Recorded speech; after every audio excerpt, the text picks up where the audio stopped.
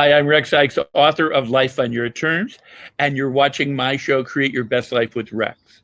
My guests include some really brilliant people, great minds, who have tips and advice and suggestions and strategies and methods and principles and practices for you to transform your entire living experience and make it glorious beyond belief. So watch my show. Hi, it's Rex Sikes, and you're watching Create Your Best Life with Rex. And I'm so thrilled to bring you my guest today. It's Mr. Don M. Green, the Executive Director of the Napoleon Hill Foundation and President of the Foundation Board at the University of Virginia Wise. Don became a CEO of Black Diamond Savings Bank at the age of 41 and studied under the personal development master W. Clement Stone. He travels extensively as a speaker and author, lecturing worldwide for the foundation, and he specializes in discussing his personal experiences in leadership and providing audiences with proven methods of applying Dr. Hill's success philosophy. And he's authored many books, but his fantastic book is Everything I Know About Success I Learned from Napoleon Hill, Essential Lessons for Using the Power of Positive Thinking. So we're here with Don Green. Hi, Don. How are you? I'm great, Rex. Good to be with you this morning. It's good to be with you, too. And I sure appreciate your patience. What the audience doesn't know is we've had a number of technical mess-ups in the past, and Don has been very patient to be here and make himself available so that we can ask him important questions about success and living and Napoleon Hill and his life. So I certainly appreciate you being here and sitting through all the technical screw-ups. But I'm glad that you're here. Thank you so much. Let me first ask you, and we'll come back to your history and everything, but let me first just ask you so the viewers can get an idea.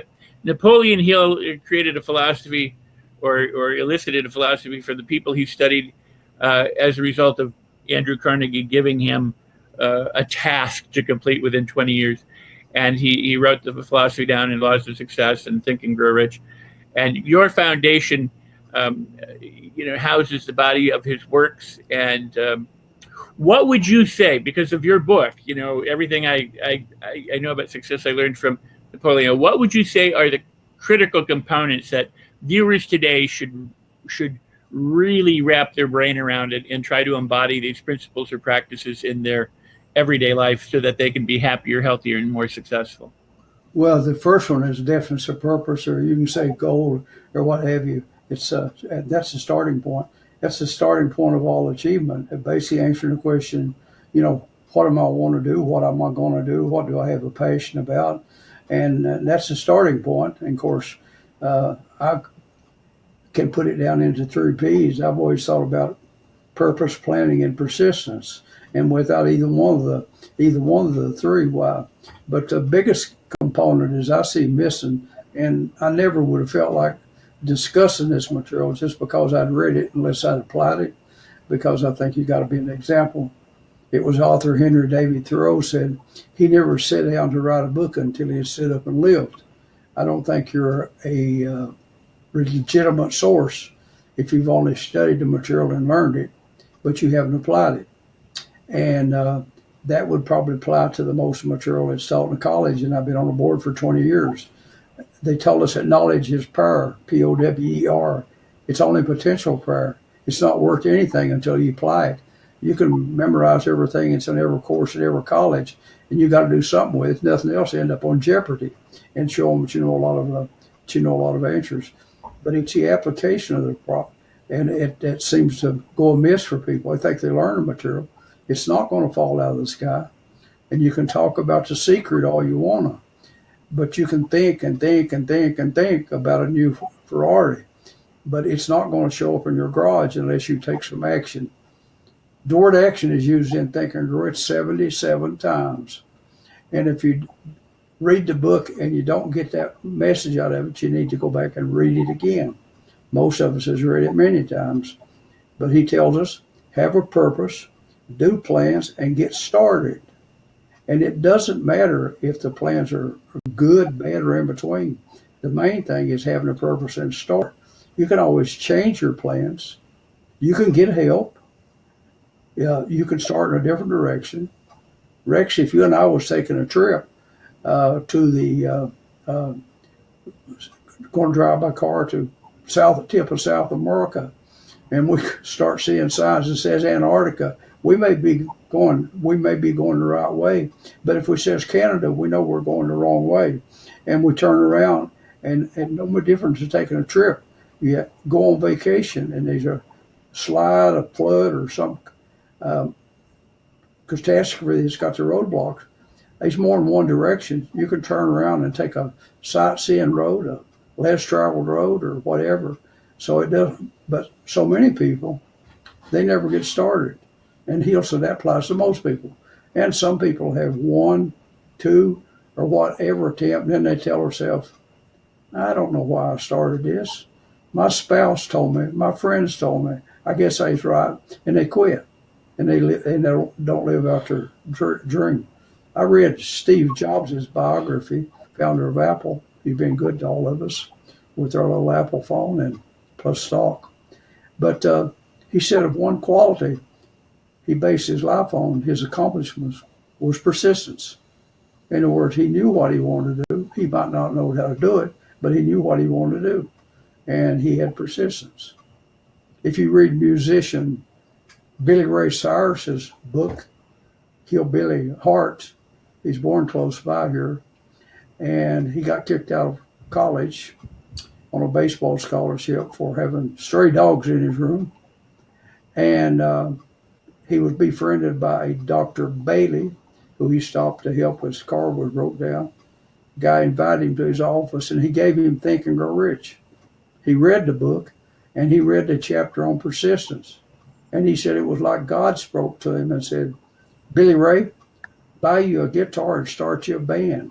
And of course, we know the rest of it. He devoted one chapter, and he talked about reading Think and Grow Rich in that story. And of course, we know the rest of the story. But without persistence, because he said sometimes they were getting paid $50. It was rough places. There were fights in the bars and places they were singing. But he stayed with it till I guess he come out with that song, Little Girls Dance by Hillbilly Heart, or Achy Breaky Heart, I guess it is. And of course, the rest is history. But he's made millions and millions of dollars. But he got his start. Just one simple idea of having an idea and sticking with it. And of course, we have all other kind of examples throughout life. But so many people, they put out a little effort, or they put no effort out. They don't even start and say, I had a good idea. Napoleon Hill tells us, ideas are worthless. It's what you do with the ideas that counts. I'm sure a lot of people had ideas and whatever. And some people don't see it. I remember I guess it was Marvin Cooper that did the credit with a cell phone. He had trouble raising money, and was went from one place to another, turned down by IBM. He finally, Motorola, give him money to finish his research. And of course, if you've seen the first cell phone, it was not a little cell phone. It was big, but it was portable. And he said he made a call back to IBM when he got his phone working and said, hey, I got my phone working. And of course, now we know the rest of it. And we have a U.S. Senator who's a friend, Senator Warner from Virginia. And he had the franchise for the cell phone in Virginia. And I introduced him a few times when he was running for governor, and then he was running for senator. And we remained friends. He's a U.S. Senator today, but he served a term as governor. In Virginia, the governor can't succeed himself. But his dad didn't have the money. He needed $10,000 to get the rights. And he went to his uncle, and I won't use the exact words was told, but he was told that Mark, people don't want to drive around in their cars talking on the phone. And he said, you're fixing to waste $10,000, and I'm not going to let you have it. So he ended up getting someone to go his note at the bank to get the $10,000. And when he sold out, it's been some time back, but I think I believe my memory is good. He sold out for $175 million. So that was an idea. Some people can see it and some people can't. And I have examples in my own life where a real estate guy looks at it and says, I don't see nothing there but a bunch of weeds. It's belonged to attorneys. Why ain't they done something with it? They smarter than we are. I said, I don't know about that. But there's Walmart sitting there today and a few other places. But some people can see it and some people can't. But a lot of people have ideas. But what holds them back is risk. They don't want to assume their risk. And if you wait till things is perfect, guess what? You'll never start. Things will never be perfect. There's always risk. But the biggest risk we take in life is when we take no risk at all. And then later on we say, boy, I should have bought that Apple stock, or I should have bought that Microsoft, or what have you. Yeah, I should have. A little bit late. But they simply don't take the risk. And I don't mean going wild and rolling the dice on everything you own. I mean calculated risk that you can absorb, and that's what life's all about. And all of them won't pay off because we can't see the future of that, especially when you get involved in tech stocks. So many of them never made it, but we have to have ideas. We have to implement them, and that's where the mastermind comes in. He'll say getting people that's got other expertise. I know I've worked with business partners for long standing, and they had different knowledge than I did. I would say mine was primarily in the finance end, been able to understand the numbers, and the guy he was a builder. He had built homes, and he understood cost and so forth on what it costs to put something other together, what have you. So the combination turned out pretty well, and really profitable. And this has been, gosh, this must go back 30 years, and we still have holdings together today, and we're close friends. But by the way, he was in my first class I taught at the University of Virginia on keys to success. In his first major sale, I wasn't part of it. I was in convenience stores. He started out with nothing. Said he made $3 the first day he opened, and he sold out for $45 million, I think it was. But we hear all kinds of stories like that of people simple taking their principles and doing as he'll set about. And sure, there'll be strong with a lot of failures along the road, but Rex, the easiest way to look at failures is as lessons. Gosh, Eddie, I got some of them. I look at them as being funny. You can look at them as failures and quit, or you say, boy, I learned something from that. I'm not going to do that again. For example, I'd sold art. I collect art over the years and love art and some expensive stuff.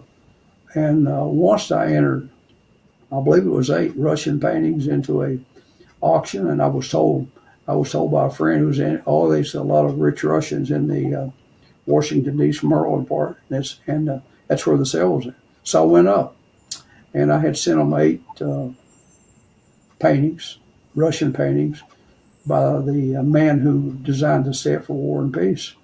And I thought it's kind of neat, comes out in the catalog, pictures my art and all this, and description of it. They serve wine, cheese, real nice social gathering. We all sat down to watch that auction, and my paintings didn't bring what I thought they would bring. And I made one simple mistake, and it wasn't the money. I didn't need the money. I just doing it for the experience. I didn't put a minimum in the contracts I signed because it never had come up before. I'd sold stuff through Sotheby's, and it always brought a lot. Other material brought a whole lot more than what they even estimated. So I guess I assumed that was the case. And I said, I thought I didn't like it, but then I thought it was funny. Don, you ain't so smart. All you had done was said, put X dollars in there, and if it don't bring that, it don't sell. You ship it back to me. But I didn't, so I learned from it. So the next time I did something other, I learned from it. And so I think that's what it is, but we can take it as, well, I could have not done anything else again because of that lesson I learned. And that's what you have to accept. the more those lessons you learn, the better off you are. In fact, is we talk and talk and talk about Hill interviewing over 500 successful people, but if you really, really study Hill, you'll see where he says he interviewed over 10,000 people, and he says a lot of them was simply by interviews, by filling out data sheets, collection information. He said he probably learned more from the failures than he did from the successes, because sometimes in life we learn what to do. It's also important to learn what not to do, because them lessons on know what to do saves us a lot of time. We're not going to live long enough, Rex, to make all the mistakes. So if we can see someone else, if I read where you had cut your stove on and it had been on 10 minutes, it was red and you thought it was pretty, and you put your hand on it to see how warm it was, and you ended up in a emergency room.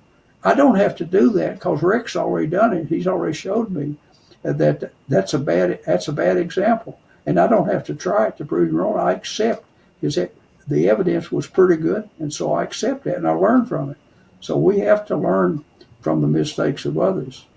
I remember Jim Rohn, who we listened to a long time ago. He's passed away, but he's still very popular. When I was first starting out, I listened to him and Ed Foreman, Dennis Waitley, and all the W. Clement Stone, Napoleon Hill. And I remember Jim Rohn said, he said of course he was talking about the Bible. He said in the Bible, he said there's two different examples. He said they give you the examples of do it like this man did, and then they give you some other examples. Do what this man did. So he said, what I'm telling you today is, if someone ever writes you up in a book, try to make sure you're the good example instead of the bad one. And so I thought it was kind of funny. But we can learn from people who did it right. We can also learn from people who made bad mistakes, and their mistakes. It may be something now that we can correct. Maybe you can see where they made their mistake and what they did wrong.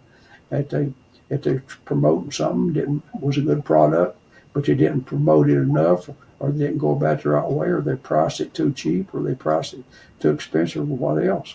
But we're simply not going to live long enough to make all the mistakes and survive. Fine. I think I want to comment on a few things. One, I just want to go back and say that there's such a beautiful quote principle. The biggest risk of all is to take no risk. I mean, that is just a really good way to think about, when you're facing an opportunity, what you can use in order to move you to action. The other couple of things that I wanted to say, and then I'll ask you to comment, was one is that a lot of people go, well, ideas, it sounds entrepreneurial. Like I have to invent a railroad, I got to invent a phone, I have to, do all these things. And even in Think and Grow Rich, or in the books, a lot of times they say, well, in this field you need this, and in that you need that. So it always sounds like, well, if I come up with a better invention, I come up with something different. But a lot of people don't think of themselves as innovators in that way. So what do they use in terms of an idea to be better in their job? For example, they don't want to own a store, they don't want to create a business, they just want to get ahead, or they want to make more money, or they want to invest, or they want to do something, but they don't consider themselves like, I'm going to get an idea and then I'm going to act on that idea and I'm going to bring it to fruition. I'm not a famous Amos, I'm not a Steve Jobs. What would you say to those people? Well, I'd say the beginning of it is, I think I'm creative, okay, because there's a whole lot of stuff I can't do. The list is a mile long. I have no technical talents whatsoever. Me too. I mean, I don't. But the first thing is, I think is to have your mind free. And what I mean free is, we have no room for jealousy, hatred. Just read a piece on intolerance he wrote in 1919. I guess I could get it and read it. I'm gonna put it out there. He's written 1919. That we have no room for it. We're jealousy, hatred, and so forth. When we are worried, fear, all those negativities, they consume your time. but it's like sitting in a rocking chair. It will consume your time, but it won't take you nowhere. And that, I think that's the starting point, is that you wake up and how can you worry and be creative, or how can you be jealous or envious and have these negativities in you? I think you got to have you got to have an open mind to be creative. It's already crammed full of all this junk. You're concentrating on revenge or whatever, which absolutely does you no good at all. It's just like forgiveness. It's someone. I'm not saying nobody not never do you wrong, Rex, but you forgive the person, not for that person's benefit, but for your own benefit, so you can go on with life. Because it doesn't get you anywhere. And in being creative, I think it's just all kinds of examples. Like I guess I just did a piece on. I wrote an introduction for a book on a girl, Linda Sunshine West. She wrote a book on momentum, and she'd asked me to write the introduction, and I did. But one of the people in it is a guy by the name of Ron Klein, and she mentions Ron, and he's like me, he's getting up in years. But we wrote about him in 3 Feet from Gold, which is about almost, I guess, about 10 years ago, because we just did an anniversary edition. And he did a real simple thing. He invented the strip on the back of credit cards. Mm. Now, okay, and he got the idea. He said, he told us, had been with him a few times, from film. In other words, he put the numbers on film that could be read electronically. And, and it took him some time to get it out, but that was the idea. Because if you'll remember when the credit cards first came out, you go in the store and get in a checkout line, they had a stack of papers there of credit card numbers, and I guess it must have been numerical order, because they'd thumb down through that, and they look up for your number. Your number wasn't on that. You process the sale. Now, the numbers are on the back of your card in that strip on the back. They should run that slide through there, and them numbers are read electronically, and they know instantly whether it's a good card or not. It sound like not a big deal, but can you imagine how much money's been made as a result of that strip on that card? And everything has not been invented. Somebody will make it doesn't have, some things don't have to be invented. Some things are simply making it easier, cheaper, or more efficient. For example, in the last few years, they put a chip in them, which they said has cut down on fraud tremendously by putting a chip in the card. So all the good stuff is not being invented, and I mean it applies to everything from housing to raising food and so forth. Because technology can change things. So, if you went back when the tractors first come out, it was bad. It was bad. It was going to put all these farmers out of business, and it didn't take near as many workers and so forth. But that would sound bad as far as it went. But who makes the tractors? Who finances the tractors? Who delivers the tractors? Who repairs the tractors? Who sells the tractors? It created a lot better jobs than what just farming was. So, and that's with anything. It may replace jobs, but it creates jobs in other fields. And even today, if you go into a lot of restaurants, even sit-down restaurants, they let you fix your own drink. They charge you for a drink, and you can go back and fill it up as many times as you want. Its simple means is they figure that they can give you free refills cheaper than they can employ someone. Okay? I mean, went to the book fair with my assistant a few years ago, and we eat in Newark. It was time we got off the plane to eat, and we went into a place inside the airport, and that's the first time I'd seen it. We sat down, and they had a menu there, and on a little screen on your table, you just go down through there and punch what items you want. Zip your card in there, and it adds a tip and taxes to it, and the thing comes up and said your food will be available in 7 minutes or 6 minutes or whatever. Someone brings you the food, that's it. Now, I'm sure it was done for the simple reason that it replaced workers. Made them be able to deliver it to you with less labor involved. But then again, someone has to make that equipment and so forth. So there's jobs on the other end that we don't think about. In the same way with pumping gas, I did as a kid, and 75 cents an hour, we checked your oil, cleaned the windshield, and whatever. And it was estimated that hundreds of thousands, mostly young people, lost their job. But then someone has to make that automated equipment and so forth. So anytime technology comes about, it may look bad on the surface, but underneath it, it creates opportunities, whether it be in finance or manufacturing or insurance or repairs or deliveries or whatever. And we're always going to be seeking improvements. The guy that worked for was an advisor to Reagan, a guy named Paul. He's a professor at New York University, Plizer, I believe is the way you spell it, Plizer. He wrote a book that said in it, we see more progress in our lifetime than's occurred in the rest of history. And he said the next 10 years will bring more progress than we've seen in our lifetimes. So what he's telling us was that change occurs so much faster today than it did at one time. And that's with technology and so forth. I mean, could you believe the bit of people buying stuff online?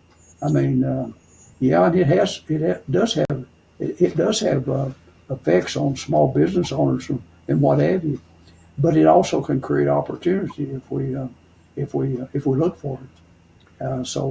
But it's part of life. It's change. It's simple change, and hopefully it's always change for the better. But we can expect that to continue. I mean, who'd ever think they would one day deliver you get cooked meals delivered to your house, whether it be a hot dog or a pizza or whatever. So yeah, we have progress, and there's people out there that's going to, and it's not always what someone needs. If we're only satisfying people's needs, it's not necessary. I mean, just sometimes it's just what people want. In other words, if I got an iPhone and it's working good, do I need the newest model come out because it takes better pictures, has more storage and whatever and so forth? So much of the time it's simply what we want. It's not something that we got to have or need or something. And so the two things that drive the market is one is needs, and the other is things that we want. We want a better life, a more comfortable life, and entertain more and so forth. But there's opportunities out there. Well, Don, I think that's just it's truly a lot to wrap one's brain around. I hope they listen to this again and again and again because, there's opportunities everywhere around us. It's only like you said, if your brain is occupied with revenge or jealousy or envy or these kinds of less than glorious or negative thoughts, then you miss a lot of opportunity because it's truly bountiful. You can look everywhere, and I think in terms of creativity, some of the things that you said, we have needs and we have wants, and both of those can be fulfilled. And then there's what isn't working, and then what could be better or what is new and never been done before. And all you have to do is go through your daily life, and live it. Because there's times when I go, I'm reaching for something in my house. I go, it'd be a lot easier if I could, step up on something, or I could do this, or I could, innovation comes from going, I'm not satisfied with what I'm doing here in the kitchen, or I'm not satisfied with what I'm doing in the garage, or there's got to be a better way to do yard work, or, whatever, cooking, whatever industry, whatever.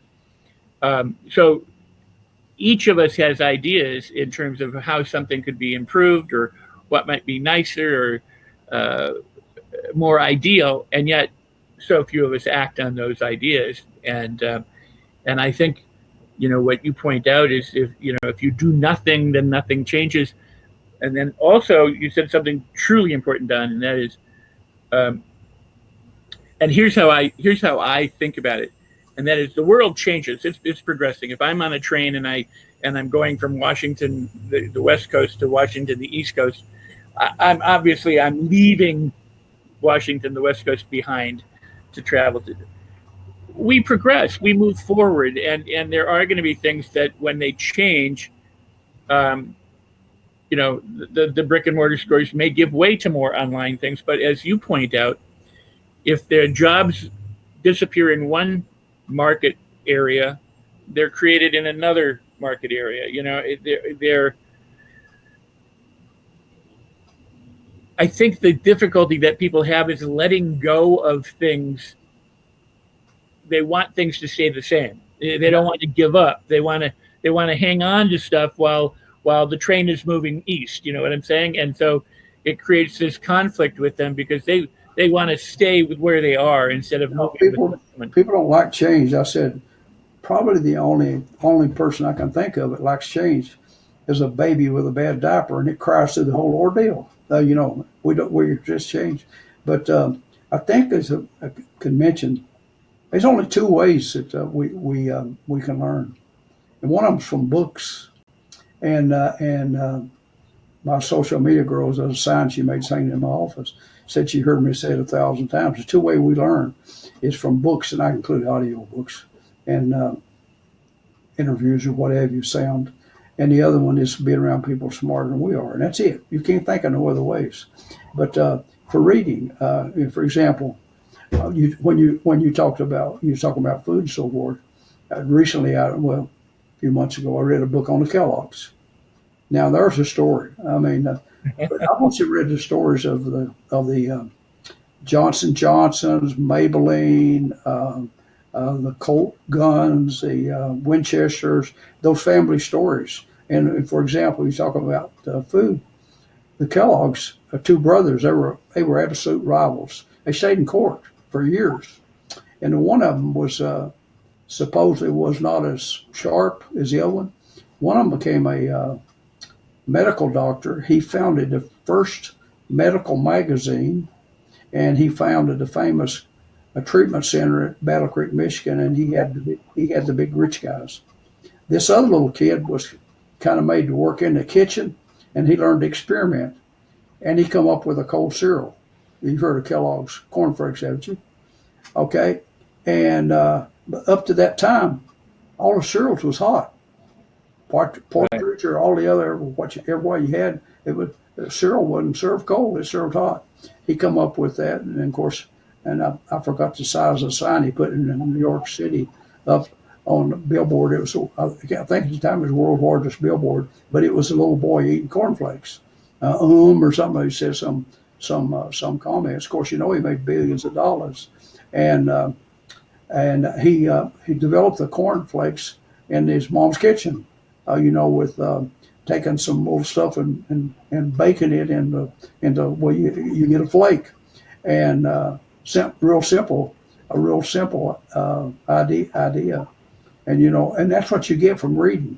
You read those stories and you see how they come up with a product, whether it be Maybelline, guy named it after his sister Mabel, that women wanted to dress up their eyes and so forth, and of course, from that you have all kinds of other competitors. They become billion dollar industries, and gosh, I mean, do women really got to have some Maybelline or his eye makeup and all this stuff?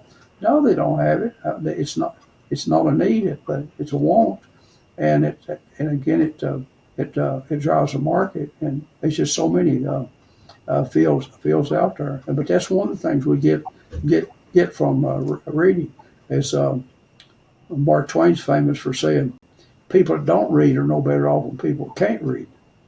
And so I've been fortunate. I was thinking I won't name them for embarrassing them, but I've been around some of the most I consider most successful people in this country, and the thing they have in common, they're avid readers, and it makes all the difference in the world. Our attorney worked for K.O. Gates for 33 years. He's worked for me for 20. But they're still our attorneys. They were Mr. Stone's attorney. K.O. Gates, which happens to be Bill Gates' father. And they still represent us today. They handle our copyrights and stuff like that, pay a small amount, and do us for a favor because they represented Mr. Stone. But he went to the University of Michigan, and the freshman year Out very many thousand goes there. He had the highest grade point average of anybody in the freshman class. Exactly 20 years before that, his dad got the same honor. And guess what? They're both avid readers. Bob will send me 2 or 3 books at a time that he's read on the Kellogg's or the gun manufacturers or what have you. Bios. They're basically bios of business people or whatever.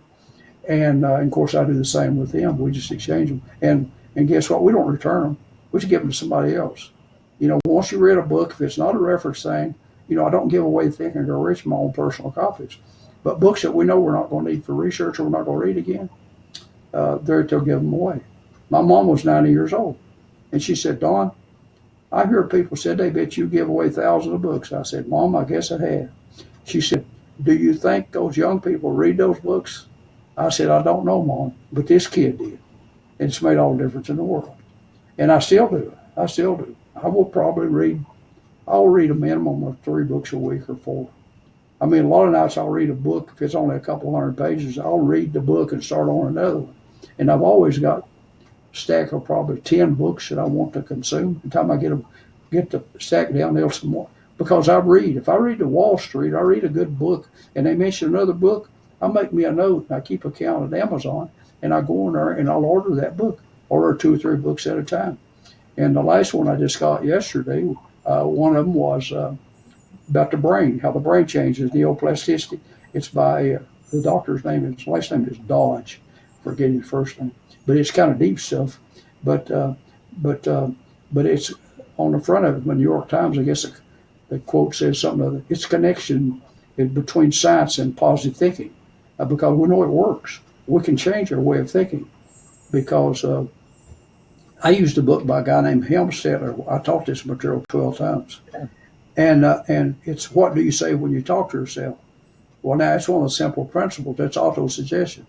Most important conversation we'll ever have with our life is the ones we have with ourselves. I could look at you and say, Rex, you're never going to make it as an interviewer. You're not going to do that. And you can say, well, I'll show him. But when Rex looks in the mirror and says, I don't know why I took this on. I can't do this. When we start giving ourselves negative self-talk, we are sunk, because we tend to believe ourselves because we keep repeating it to us. It becomes a part of our subconscious. Someone else says something other to us, we can push it off and say, well, look at him. But where's he been? He just come out and under a dump somewhere, or living under a bridge. And so you can push that negative statements to you away. But we don't want to be giving them to ourselves, because we can't hold 2 thoughts at one time. We can't hold negative and positive. And those things that we think about is what we bring about, good or bad. Even Job, back 1,000 years ago, he said, what I have thought about has come to pass.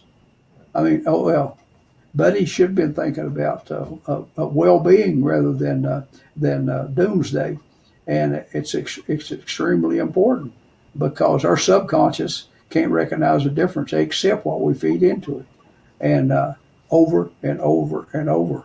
And I think that's where creativity comes in. And a lot of the creativity is destroyed. And as youngsters, sister's got a great grandson who's 3 years old, and he's got the most imaginative imagination on earth. And he can go on, and he'll hear little stuff, make it to it. And he told her the other day, said, they took him to jail. They fined him and took him to jail for driving too fast. Now, he's heard a story. Of someone or other, and he puts himself into it and tells that story.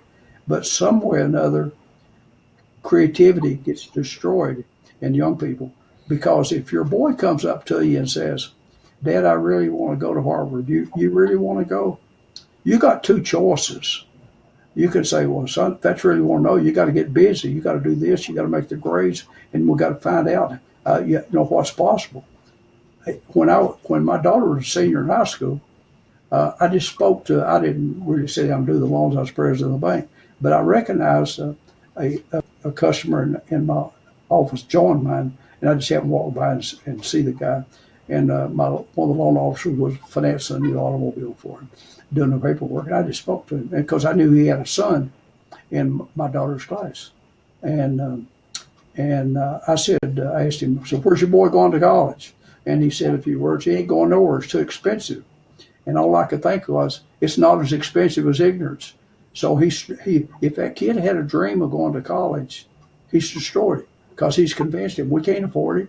We're here. I mean, it happens to everybody. I mean, it's like back when Napoleon Hill was growing up, 14 years old, son, get you a job and go to work in the mines. He had nobody pushing him to get an education until his stepmother came in the picture. And without his stepmother, we would never know. We would know who Napoleon Hill was, and it made all the difference in the world because she told him. Of course, he was kind of like my daughter's great grandson. Creativity.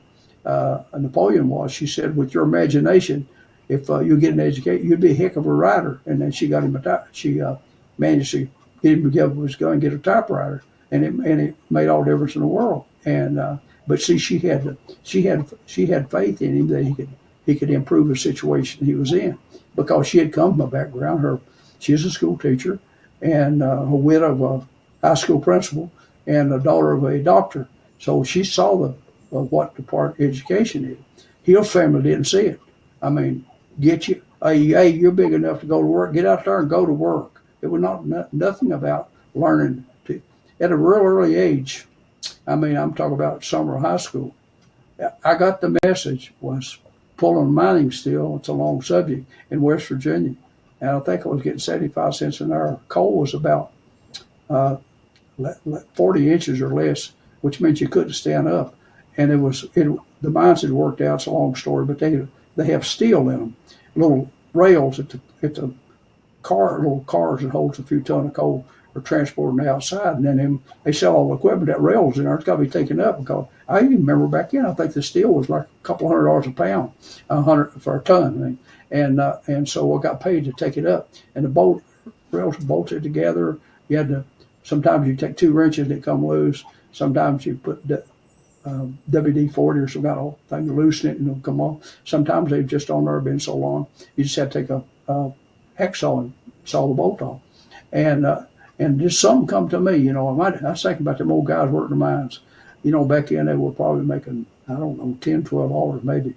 But anyway, I said, it just come to me. It's an admirable thing, but I read a lot. And those underground coal miners lived about 20 years less. I decided I wasn't wanting to be one of them. And I said, all the books I was reading and thinking, golly, these guys can make a living manually and get a pension $500 that used to be. I only get more than that today if they live long enough. But the people that's using their head, they're the ones really making good money. It's these people I'm reading about. And so I was determined to learn and to get an education. And at an early age, I collected coins, eating head pennies and so forth. And I said, I was telling everybody I was going to be a banker. And I remember one of them, you don't know nobody gives you a job in a bank. And I said, well, they'll find out. And I didn't get a job in the bank right off. I took a job in a finance company. And I think I got a letter one time. I was their youngest manager in their history for a large financial chain as a branch manager. And I got a job. I was offered a better job with another one after 8 years.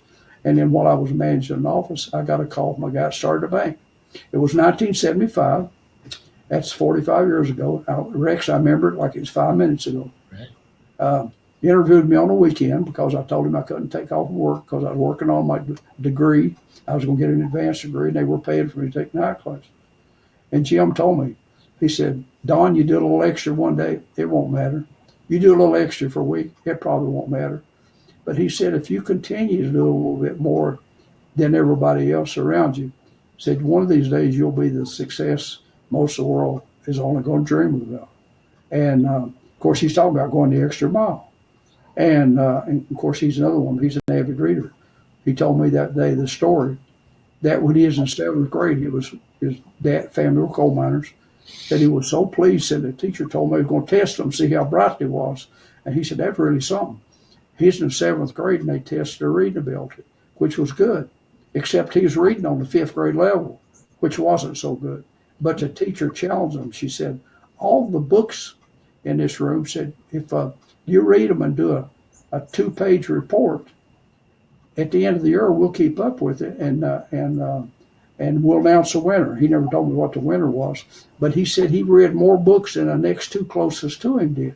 And he become an avid reader, and he is today. And I won't tell you too much about him, but he's got plants in Virginia, and Georgia, Texas, Canada, Mexico, Japan, China, and whatever. And he's got real high paying technical jobs. And what he does, he's got numbers patents. He molds the front ends of buses and trucks, and it's a process. It's not steel. It's not fiberglass. It's a patent he's got on some liquids. When mixed together, they form and you can't beat it with a sledgehammer. And he sells to the biggest manufacturers, and they're shipped all over the world. And I wonder if that teacher hadn't have encouraged him to read, what would have happened to him. He would have probably been like his dad. He took a job in the coal mines, but instead he went off to Virginia Tech and studied engineering.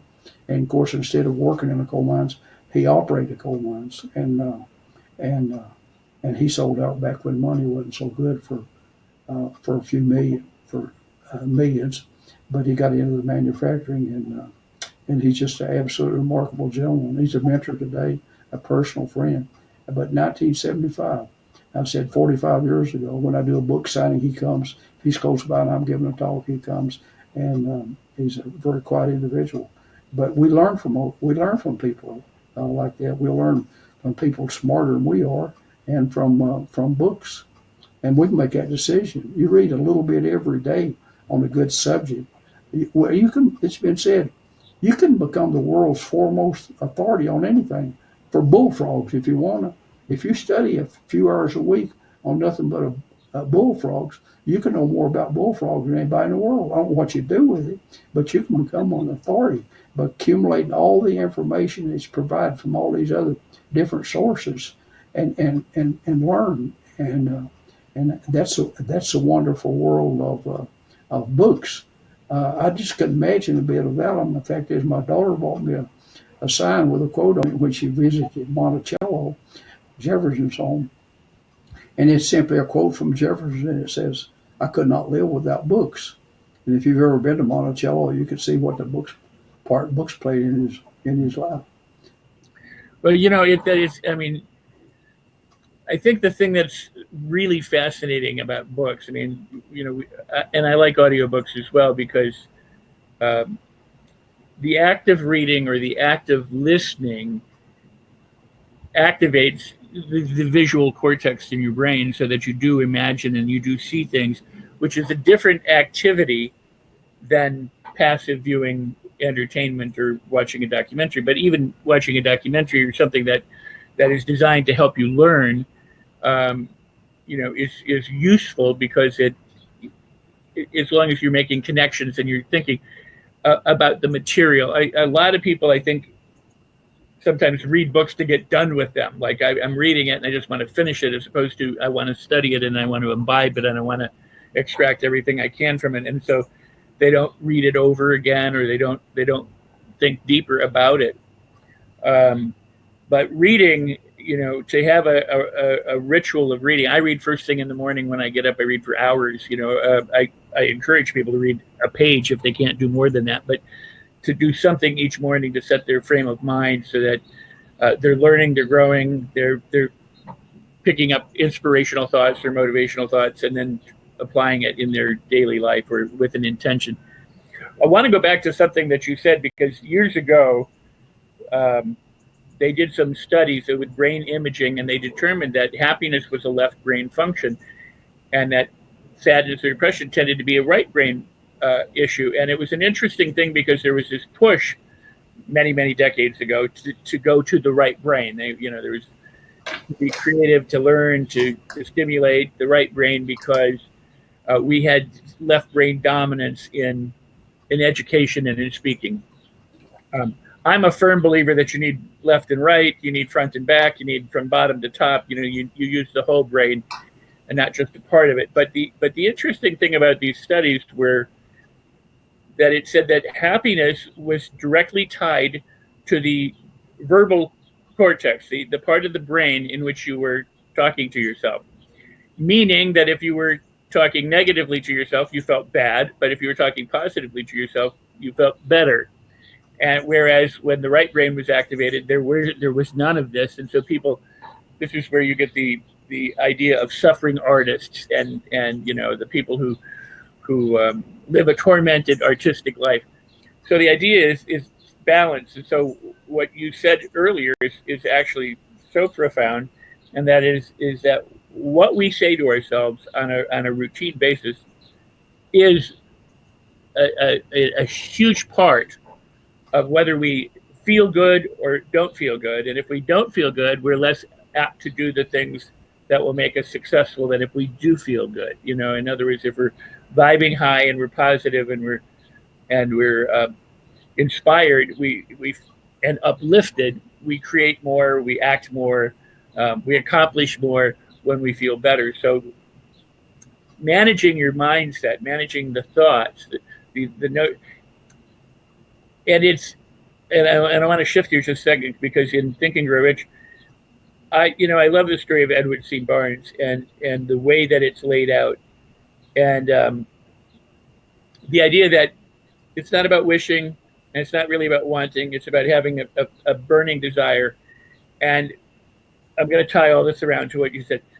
So often children are discouraged from pursuing their dreams because they say, I want to be a poet, or I want to be an artist, or I want to be an engineer. And somebody says, well, you better have a fallback plan. You need a plan B in case it doesn't happen. And they don't tell people, yeah, start where you are and do a little bit every day and make it happen. Oftentimes they're robbed of their dream or told that they can't do it and discouraged. So my question now, having put all this around it, is goes back to the notion of persistence. A lot of people stop themselves before they succeed. A lot of people they run out of steam or gas. They don't push through. They don't extract the learnings from the failures or the temporary defeats. What do you recommend for the average person who wants to get ahead, and they've tried everything, it seems, and I never buy that, by the way, when someone says they try everything, because it usually means they haven't really tried a whole lot. But go ahead. Zig Ziglar, I got a picture hanging on the wall in December 2003. I did a fundraising with him, and he used at a Christian college out in Pennsylvania, and he said somebody took our picture together, and he signed it and sent it to me, framed it, and said, God loves you, Don, I do too. But he said it comes down to how bad do you want it. And of course, me being a finance person and thinking is, I guess I kind of mentioned somewhere, there's only 4 uses of money in the world. And you can read thousands of books and think of all, but think of 4 uses. And the first use of money is basic needs. That's food, clothing, and shelter. And Eisenhower said, if that's all you're getting out of life, food, clothing, and shelter, that's what the people in prison get. They feed them, they give them a place to sleep, they got a shelter over their head, and so that's life. But the second use of money is we're not going to be able to make money. And I love Warren Buffett said, if you're not making money when you're asleep, you'll have to work all of your life. And he's telling us to have investments, have other sources of income. And the third use of money is use different terms, but I call it leading a good life. And that's simply meaning being able to eat to finer restaurants, clothes, things that's not necessarily necessities, but to make you enjoy life more. That's the third one. And the fourth one is you've took care of 1, 2, and 3. You can make a difference in other people's life. And this is where true happiness comes in, when you can sit down and write a check to St. Jude's or to your church or to a grandkid or to your college or whatever. But this fourth step of what you use with money is it's of your own choosing. But most people in life, they never get there. They go from 1, they cover those, and then they start trying to have a good life. and they haven't prepared themselves. It was a saying our finance company had, was it's not that most people plan on failing, they just fail to plan. And you got to take those things in order. And because we did a fundraising at in Kuala Lumpur, the capital of Malaysia, right after the tsunami. It seemed like it's 15 years ago. It's a long time ago. Anyway, it's the following year, and they raised money, and we spoke, and big event. And I talked to one of the speakers. He was either, I can't remember, he was either a psychiatrist or a psychologist, but he told me that he had never met a person and treated a person for depression that was heavily involved in a cause of helping other people. Simple thing being is, if other people have problems and we're supposed to help each other, and if you'll concentrate on helping someone else solve their problem, you won't have any problems.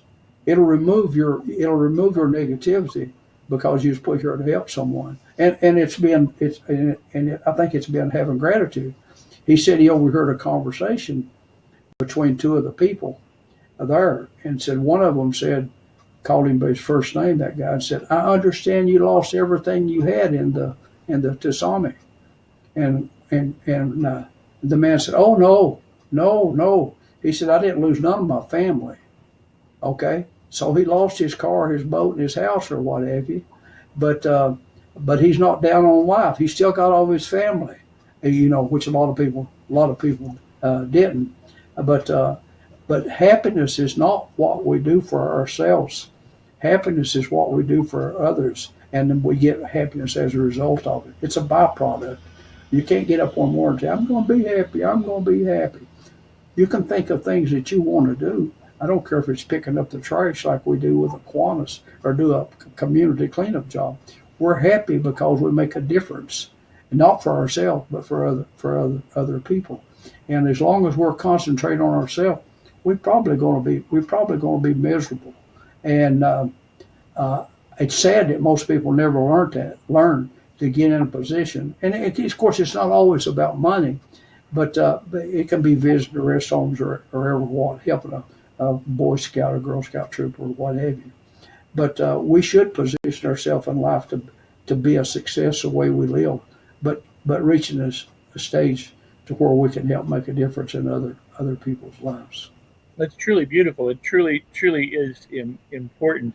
I think that's why you see a lot of the principles, like have a pleasing personality and go the extra mile, and in having a purpose that is bigger than yourself, in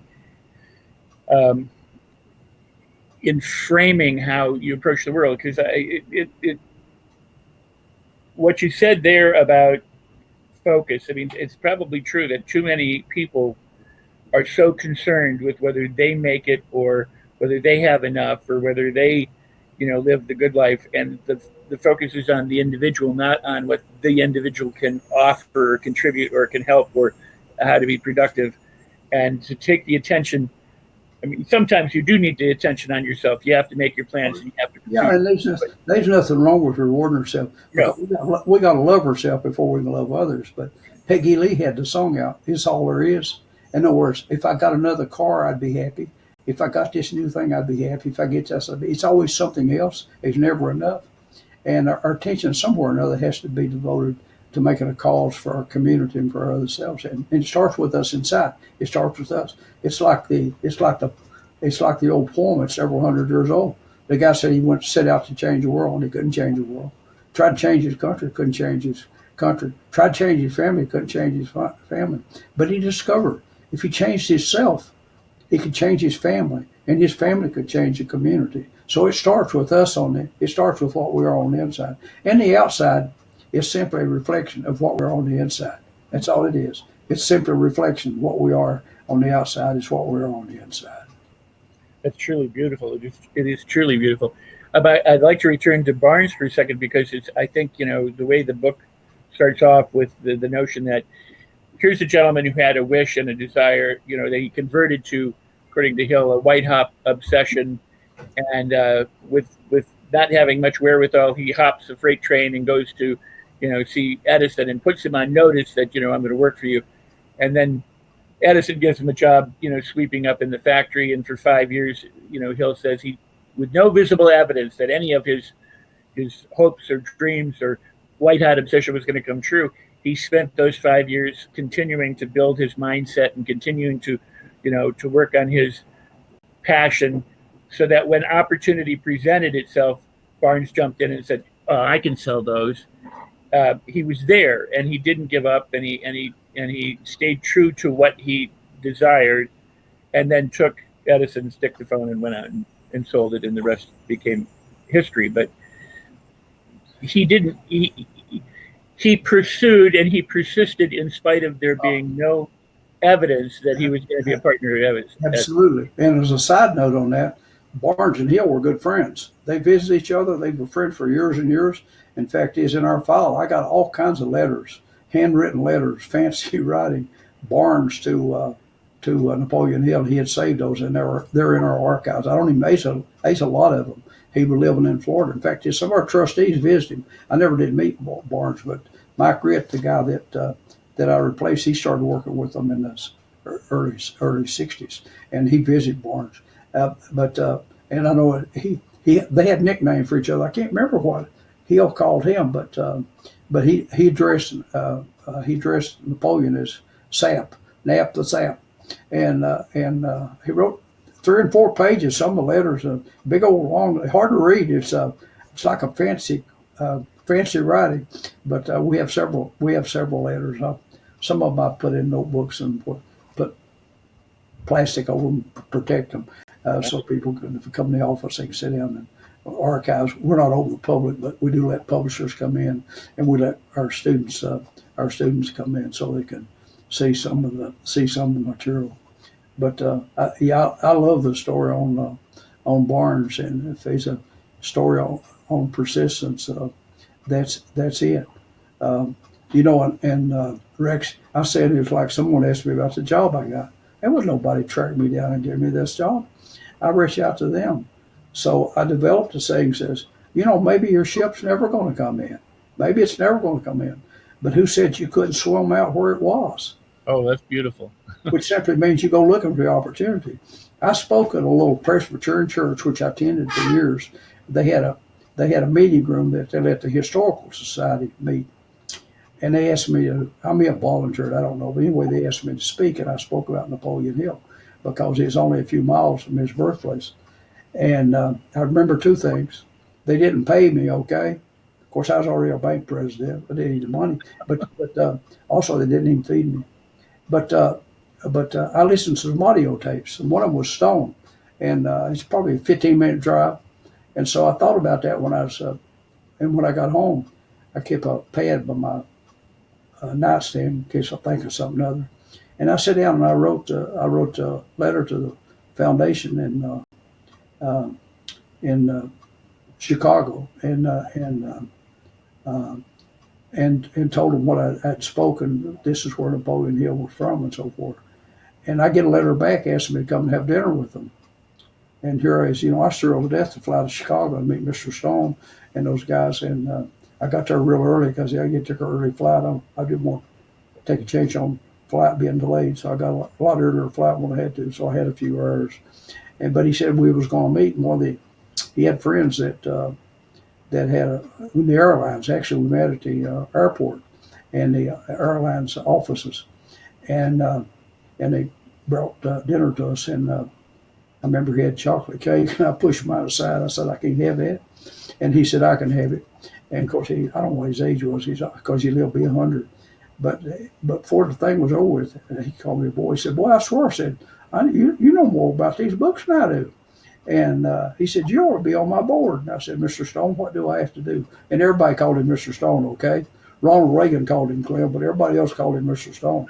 And I said, what do I have to do? And he said, well, keep up with us. And he said, we'll send you reports, and you can attend a board meeting. And so I did. And we up and sold the bank. The other guy had been there forever, and he was old, couldn't travel, and really wanted to retire. And I never use that word retire. I am not going to use that word retire.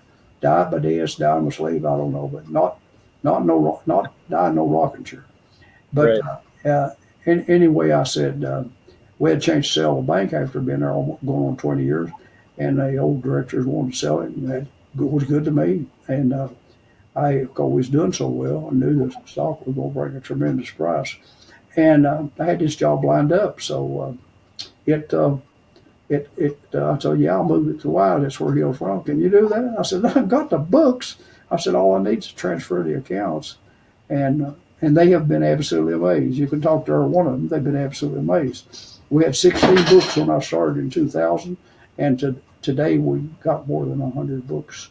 So we've put out a lot of material, and over 500 publishers all over the world, and our course is taught in many foreign countries, and we continue. Every year is better than the year before. More and more people know who Napoleon is, and of course, the good part about it is we provide scholarships, endowed scholarships at the University of Virginia, and most of these students are first generation of going to college. In other words, their parents didn't go to college. Many of them, like the kids that work for me, their parents were father worked in the coal mines. So and plus we did a endowed professorship in Napoleon Hill's name here at the college. So the work that we've been able to do, and that's the reason we do what we do. I'm not no spring chicken, and I'm not doing this for the wages. And if I wanted to, I can go anytime I want to go. I can go anywhere I want to go. And I can go to the beach and stay a few days. If I do, I'll end up writing while I'm there. But to do nothing, I mean, retire. I mean, golly, I played so much golf in my banking days and so forth. It was kind of a business venture. But with this job, I don't spend much time on the golf course, and so I haven't really played in the last couple of years. But retire, that's a bad word, because if you'll study it, people don't live long after they retire. I mean, and so many people say, I can't wait to retire. I can't wait to retire. Me is I can't wait to Monday morning to come to work because I got ideas in my mind. I would drive by here because 5 minutes away. I'll drive by here on a Sunday and I have a thought. And I'll go in the office, unlock the door, and go in. And ain't nobody know I'm here. But it's relaxation to me because I can see the results. It's absolutely stress-free, and we do so well. And I said, at this age, if things are not enjoyable, don't do. As a guy would say, if you don't like what you're doing, don't do that no more. We can just pass them through there one time. You don't like your job, do something else. Prepare yourself. I said, people 20 years on a job they hate, they could went to night school and become a brain surgeon. Prepare yourself. Don't make an excuse, because when you start making excuses, you're on the road to failure. You can say there's no opportunity, they don't pay you enough, your wife spends your money, taxes too high. All of them, they're just excuses, all they are. And so if you really want to be truthful to yourself, get up one morning and go in the bathroom and look in the mirror and simply say, if it is to be, it is up to me. Assume responsibility. When we as people get to the point where we accept responsibility for our fate in life and quit blaming others, I mean, God, Rex, why couldn't we been born a Kennedy, a Rockefeller, something? We weren't, Rex. Get over it. Get over it. Your parents did the best they could with what they had, and quit making excuses and get on with your life. And that's what I love about being successful. You don't have to explain it. It explains itself. If you're a failure, you got to make excuses up, and you got to keep making different ones. But none of them does you no good. So get over it. Deal with what you got, and do something other about it. And if it's a small amount, but it's amazing the number of people that hate their work. Golly, I can't imagine that. I loved everything I ever done. I love pumping gas, driving the school bus, or cutting mining timbers, or hauling hay, or feeding coal miners' ponies, or pulling mining steel, or selling Christmas trees. About 100 odd jobs. I had a zoo and caught poison snakes and showed them for $0.25 a piece and 10 cents for the kids. People come there a lot. I let them in free because they'd stop and buy souvenirs. I had a little souvenir stand. Wow. And I said And it gave me such a good start because our family didn't have money to dish out. Mom would say things like, "Oh, we can't waste our money. Your poor daddy crawls out in that mines and said he might get hurt or get killed." That's enough to discourage death. As a kid, it's kind of cruel in a way, but it taught we need to learn to make our own money. So when I was in high school, kids, that's in the mid 50s, the kids had Corvettes. The richer families had Corvettes and T-Birds, I guess. And and I bought a 36 one-owner Ford. This man died. I bought $300 for it. I tickles boy in the state, I guess, because I bought that thing. I worked that money out for that 36 four-door, and it was a tremendous car, a V8. General Ford Chevrolet didn't make them until 55, but this was a V8 and 36 four-door sedan. Go to the movies in it, man. It had little curtains on the side windows. I mean, it was like heaven. I was proud of that thing if it had been a Rolls Royce, because guess what? I paid for it. I bought that thing myself. It wasn't gifted. Those things we earn, we develop a deep appreciation for it, because you can say, I did this. I mean, I could tell you the story when I made the first $3. I was 5 years old. I dug mayapple. Went with my dad to take off his ginseng, and he come back to the pickup, and I waited on him, and he handed me $3. He said, "Your mayapple bought $3." And that $3 was a better feeling to me than when I sold a piece of land to Walmart, because I knew I earned that $3. And in the beginning, it wasn't money. For a long, long time, it was a money. But then after a while, what was the use of the money. And I missed something a while ago, because, we got the book Gift of Giving. I think I sent a copy. I did. Yeah. It was so a wonderful book, and we're going to sell mass quantities of it to firms without me mentioning their names to give to their employees. But the lady said, and a friend in a way, she said, "I'd like to read, I just don't have time." I said, "Don't have time?" I said, "Well, we got 24 hours a day." And I said, one time I built a cable TV company. It was very, very profitable. And my wife said she couldn't believe it because I didn't watch TV, and it's a long story. But people on the average, and it's probably worse now, they watching television 5 hours a day. And now, Rex, you don't have time to read, but you're watching TV 5 hours a day. It's because you don't take time to read. You don't put enough importance on the thing is. Don't make excuses that you don't have time, because keep a book in your door in your car. If you're in traffic, or you're waiting on someone, or you're going to meet someone for lunch, read 2 or 3 pages. I used to read some pages on the school bus. I had 17 books I read one semester, 8 in English and literature, and 9 in American literature. And I took both classes at the same time, and we had to do those books and read a report. So I kept one of them on the heater when I was driving the school bus, $85 a month when I was going to school. I would stop to pick up kids, and it'd take a few minutes. There's a long line of them.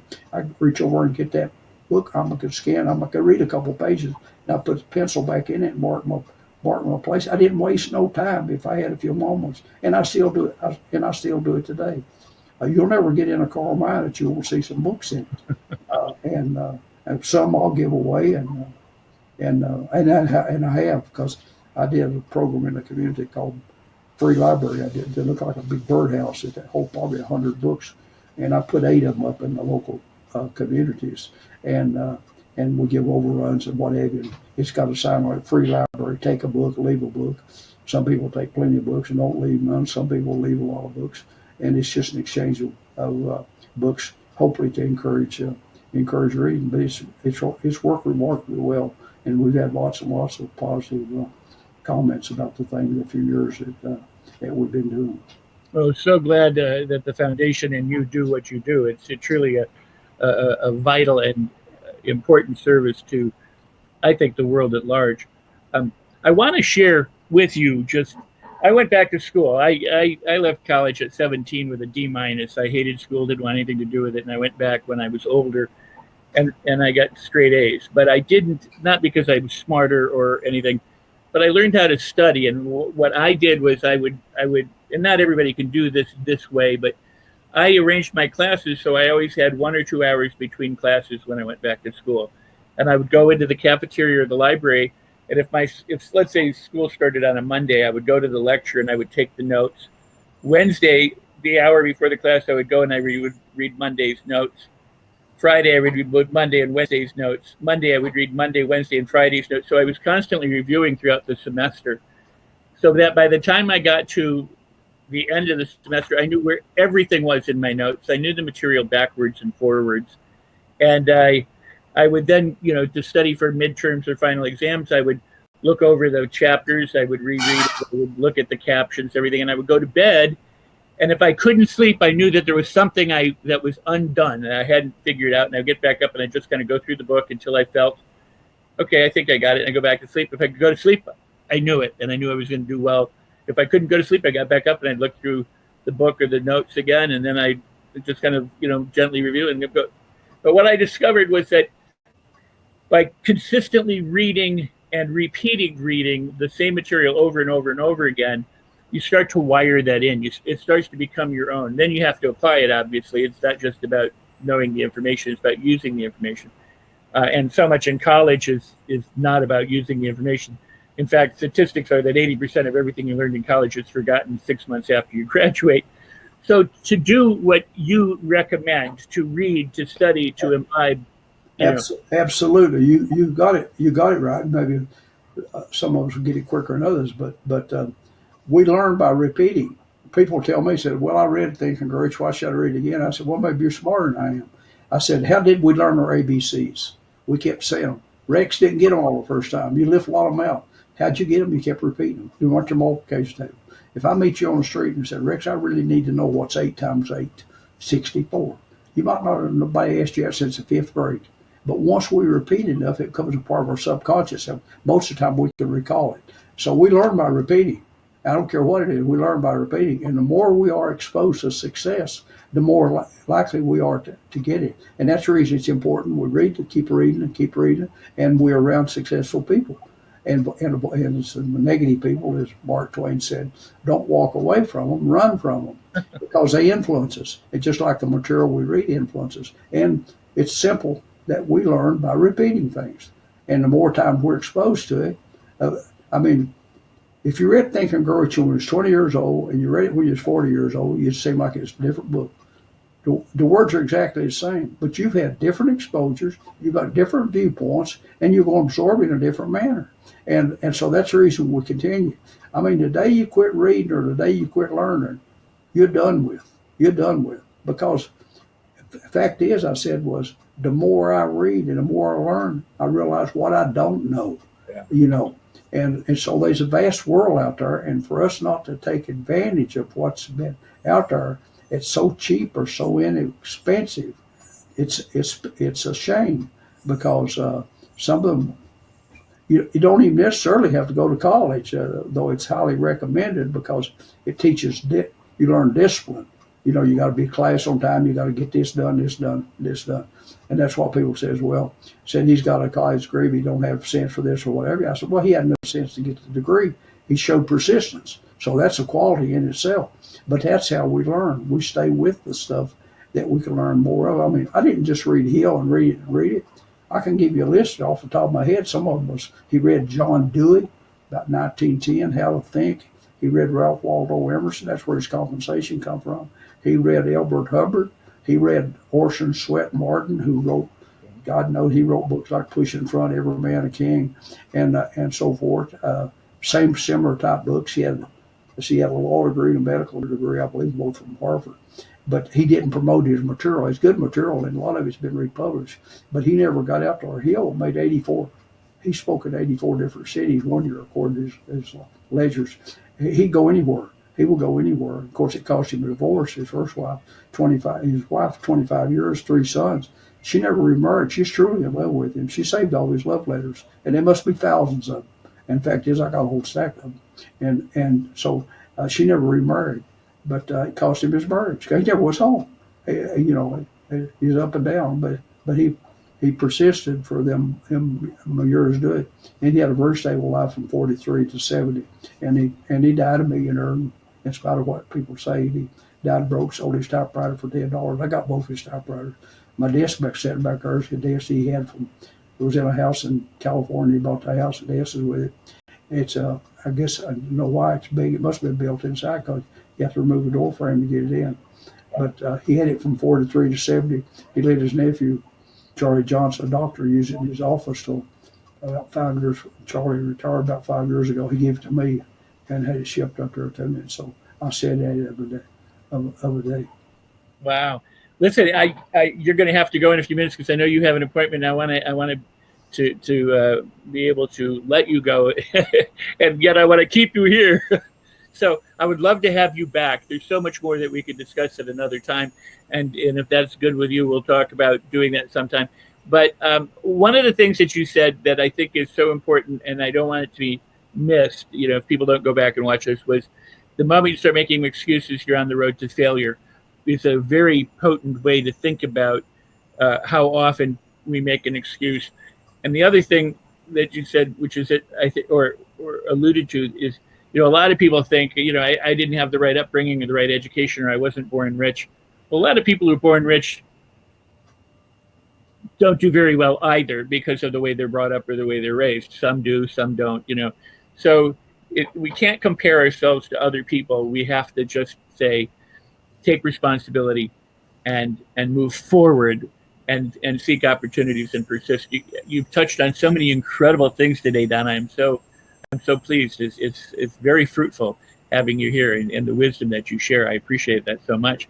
You're very welcome. You can't compare yourself to others. It's not fair, because what we tend to do, we compare to people that's got a lot more than we have, and instead of us comparing ourselves to people that's been a lot less fortunate than we are, we have to do, and none of us do 10% of our capabilities, but we have to work on ourselves. As it's like a little girl in the ad says, they tell her to, in the back seat, do something, and he said, "You worry about yourself.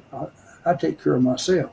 And so I think that's it. It starts with each of us individually, and the people that's built in the families. Some of them we see the tragedies unbelievable. Like in the Johnson family, the number of divorces, the number of suicides, overdoses, unbelievable.